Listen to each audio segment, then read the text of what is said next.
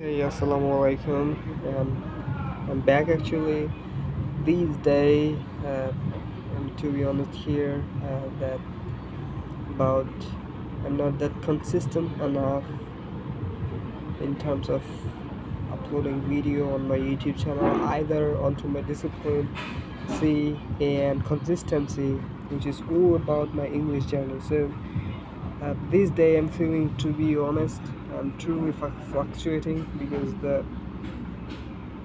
load heavy load of the work, and after working for approximately 14 hours a day, your body gets tired, your mind also, so a little bit of time there, and that amount of time I really spend onto my that work. So during the day I really learn. I spend time with English actually. I I immerse myself with English content during the work. I use earbuds where always being played, podcast, whatever it is, most likely a diary of a CEO from either Andrew Huberman. So these are some phenomenal and fantastic channel, and that's switched with my interest and the thing I am pursuing in life. So yeah, and today I'm coming back to my progress, and when I lose my dedicated fluency or role or discipline, whatever you want to call it, then I really start from the bottom line, and I really love to do that, and I don't really wait to do that.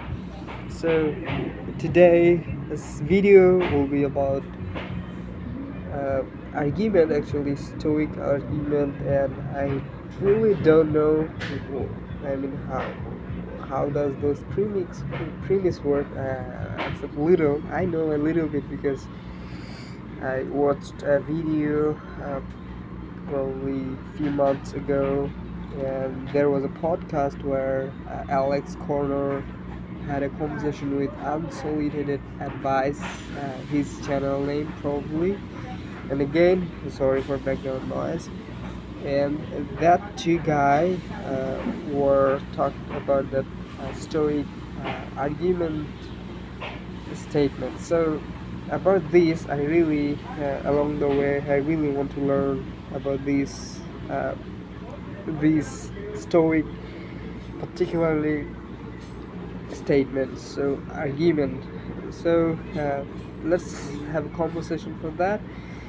And yeah, let's enjoy the talk with ChatGPT. Hey, good night. How are you doing today? Hey, I'm doing really well, thank you. Hope you're doing great too. How's everything on your end? Hi there. I just want to share how. Hey, I'm ready to hit. Hey, what's up? Feel free to ask me about anything. Hey, how's it going? Hi there. Nice to meet you. Hey, what's up? Feel free to ask me about anything. Hello there, good night. Hey there, good night. I hope you're doing well. Let me know if there's anything specific on your mind or if you just want to chat. Yeah, I want to chat specifically particular topic called argument, which is stoic premises about, and over the last few months I learned about, I don't know, to be honest, about their thing, how to use those in real life, and how to think in order to have a great understanding about these things. So I truly don't have any that deeper understanding, but I know basic, and that got me curious to make conversation with you. And however, you are being interviewed onto my YouTube channel, and if any of your part things any insecure here, then please let me know, and I'll take action further. Absolutely, that sounds fascinating. I'd love to dive into the topic of Ayurveda with you and explore its principles and real life applications. And no worries at all about the interview. I'm here to help and chat, and I'll definitely let you know if there's anything important to mention. Let's get into it. So let's for my first example, that my name is Junaid. Junaid is stupid. In conclusion, my first premises is Junaid is stupid. In conclusion, Junaid's sons is stupid as well. So this argument isn't true, right? Because it isn't, however, possible, or either truly impossible, truly possible. There is no truly agreement or statement there, or no evidence that Junaid is stupid and his son could be stupid as well. So in this case, this argument is false, right? Exactly, you've got it. That's a classic logical fallacy known as the fallacy of composition, where we assume that what's true for one part is true for the whole.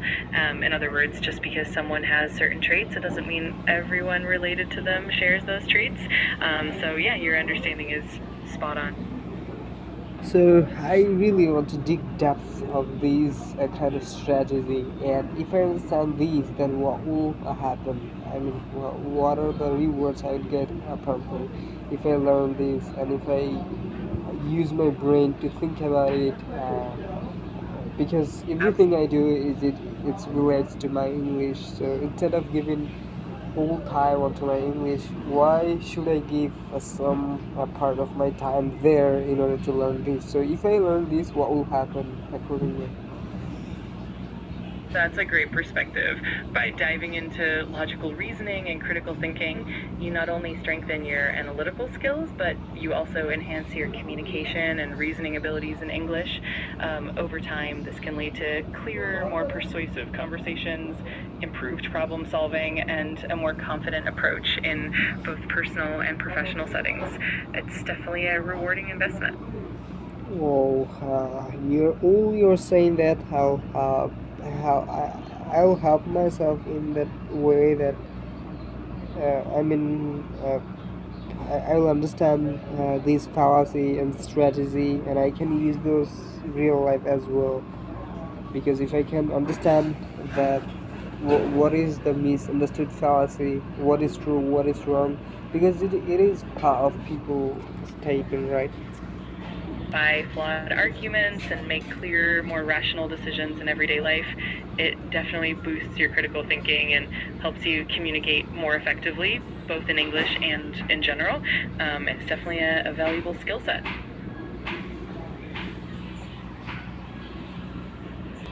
Alright, everybody, there is somebody's just get into the room and distracted me, and he's most likely my co-worker, and I have to wait sometimes until he goes for the cooking.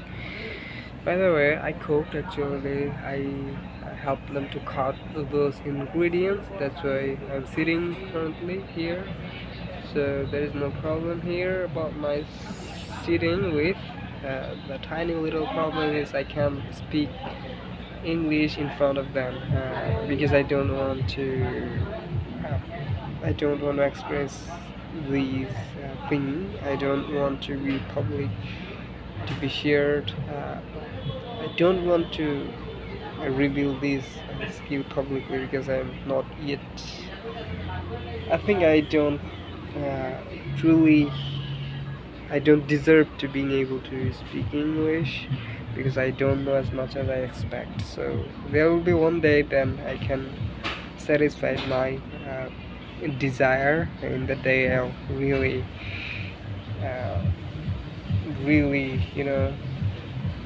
taken into the people mind.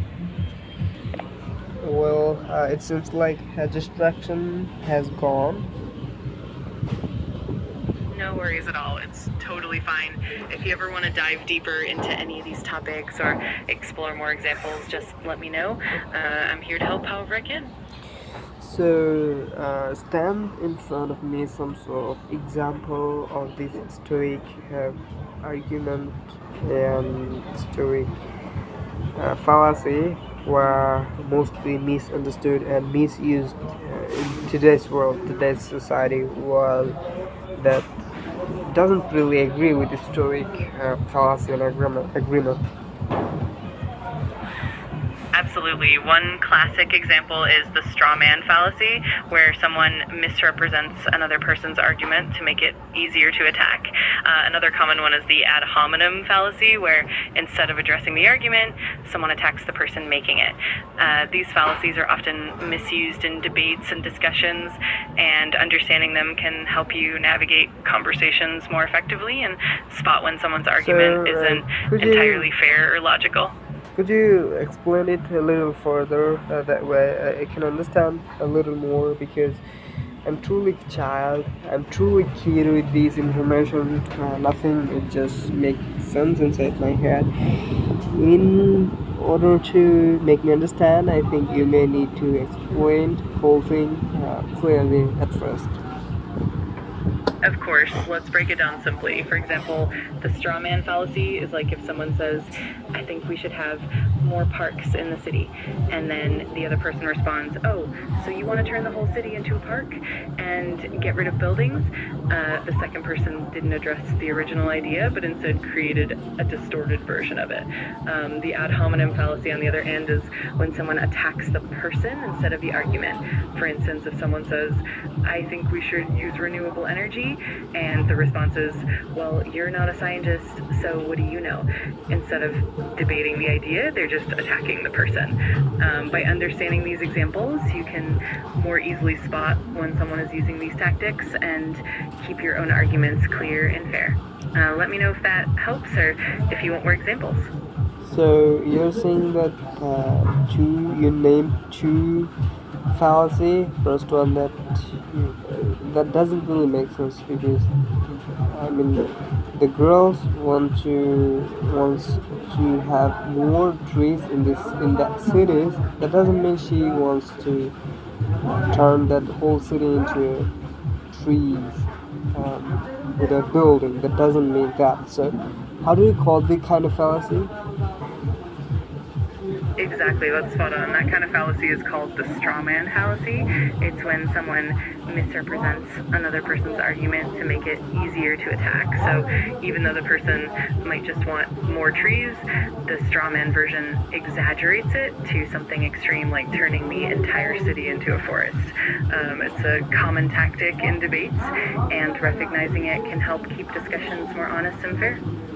So there was another fallacy that I heard a moment ago, which is I don't know what name that is, but that fallacy is like zonoid smoke, such as zonoid saying another person to quit smoking because it injurious to health. In fact, zonoid is smoking hiccup. In that case, another person said that you're doing as well. Look at your business. In that case, that other person isn't quite right, because you're consuming the health threatening thing, and that doesn't mean he's saying that was false. His point was false. His point wasn't false. His point, in fact, was right. So this kind of fallacy, how do you call it? Yes, that's a great observation. The kind of fallacy you're describing is called the tu quoque fallacy, also known as the appeal to hypocrisy. It's when someone responds to an accusation or criticism by pointing out that the accuser is guilty of the same thing. While it might show that the accuser isn't perfect, it doesn't actually address whether the original criticism is valid or not. So even if the person making the criticism isn't perfect, it doesn't mean the criticism itself is wrong. It's definitely a common one in arguments. But it doesn't either wrong that Zonaid's point wasn't valid. Exactly, you've got it. The fact that someone else might be doing the same thing doesn't invalidate the original point. The key is to focus on the actual argument and whether it's true or not, rather than just pointing out hypocrisy. That way the discussion stays fair and productive. It's definitely a helpful distinction to keep in mind.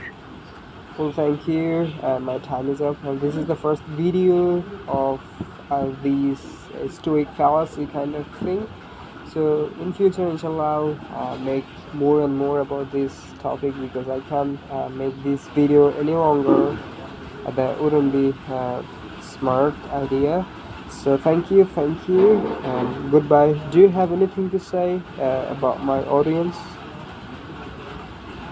Absolutely. I think it's awesome that you're diving into these topics and sharing them with your audience. It's a great way to spark meaningful conversations and help people become more aware of logical reasoning. I'm sure your viewers will appreciate your insights, and I'm looking forward to seeing how you develop this series in the future. Keep up the great work, and I'm here whenever you need support.